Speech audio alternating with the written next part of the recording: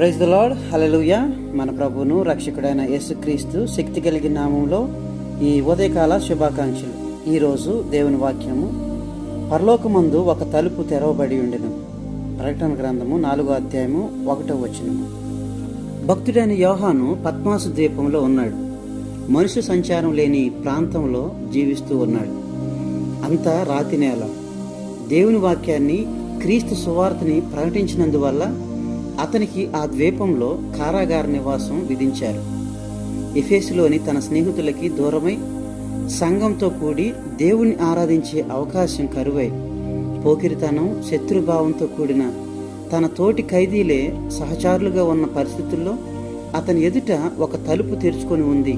అదే సమయంలో ఎన్నో దర్శనాలను పొందుకోగలిగాడు. అలాగే ఇసాకు యొక్క కుమారుడు యాకోబుని ఒక్కసారి గుర్తు చేసుకుంటే, తండ్రి ఇల్లు విడిచిపెట్టి గమ్యం లేని ప్రయాణం మొదలుపెట్టి ఎడారి ప్రదేశంలో కటికి నేల మీద పడుకొని ఉన్నాడు. కానీ అతనికి వచ్చిన కలలో పరలోకానికి ఎక్కిపోయే నిచ్చెన, దానికి పైగా దేవుని ఉన్న దర్శనాన్ని చూశాడు. వీళ్ళకే కాదు, చాలా మంది కోసం పరలోక ద్వారాలు తెరుచుకున్నాయి. అయితే ఇహలోకంలో వాళ్ళ పరిస్థితిని బట్టి చూస్తే వాళ్ళకి అలాంటి దర్శనం రావడం ఆశ్చర్యమే. ఖైదీలకి, చెరలో ఉన్న వారికి, అస్తమానము శ్రమలు పొందేవారికి, మరణ ఛాయల్లోనికి అంకితమైపోయిన వారికి, ఒంటరి బాటసారులకి, దేవుని సన్నిధికి వెళ్ళడానికి ఆశ ఉండి కూడా ఇంటి పనిభారం మూలంగా ఆరాధనకు వెళ్ళలేని వాళ్ళకి ఈ తలుపులు తెరుచుకొని ఆహ్వానిస్తూ ఉన్నాయి. అయితే ఈ పరలోక తలుపులు తెరబడి ఉండడానికి కొన్ని షరతులు కూడా ఉంటాయి.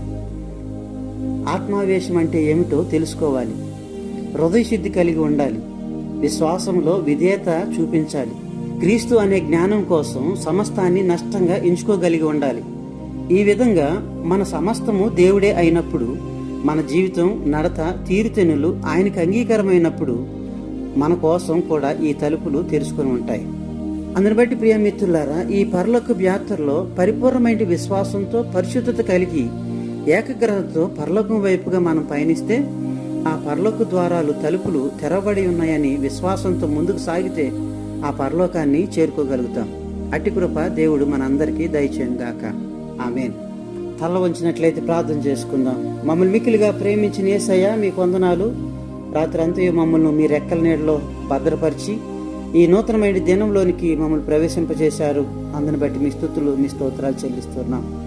పరలోకమందు ఒక తలుపు తెరవబడి ఉన్నదని అయా ప్రభు, నాయన ప్రకటన గ్రంథం ద్వారా తండ్రి, యోహాను భక్తుడి యొక్క దర్శనం ద్వారా మేము తెలుసుకోగలుగుతున్నాం.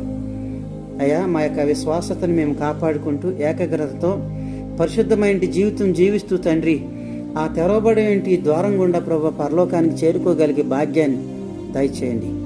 ఈ రోజంతా కూడా తండ్రి మీ కాపుదల, భద్రతను దయచేసి ఏదమైన పాపంలో ప్రభ, చెడులో ప్రభ, కీడులో పడిపోకుండా మమ్మల్ని కాపాడండి, మమ్మల్ని రక్షించండి. మాకున్న ప్రతి విధమైన శోధన, బాధలు, ఆపదల నుంచి తప్పించి మీ కరుణ, నెమ్మది, సమాధానాలతో ప్రభు నింపి నడిపించమని, ఈ దిన దీవులతో మమ్మల్ని కాపాడమని మేము వేడుకుంటూ, మీ యొక్క ఆశీర్వాదాలు, దీవెనలు ప్రభు, ఆరోగ్యం, బలంతో ఈ దినమంతా కూడా ముందుకు సాగడానికి, మీకు అంగీకార యోగ్యమైన జీవితం జీవించడానికి కృప చూపించమని యేసుక్రీస్తు నామములో అడిగి వేడుకొనుచున్నాము తండ్రి. ఆమేన్. ప్రభు మనందరినీ బహుగా దీవించునుగాక. May God bless you all.